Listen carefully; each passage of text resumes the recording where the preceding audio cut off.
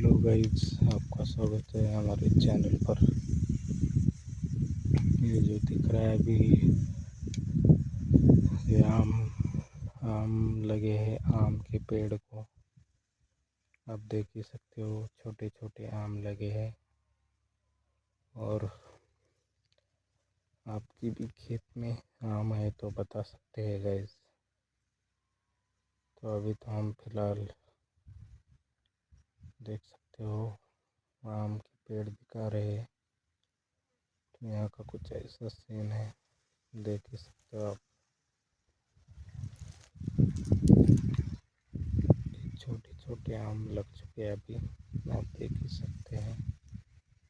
और यहाँ पे ठेवक किनारी है। और आपके भी खेत में आम है तो आप बता सकते हो भाई, ये देख लीजिए।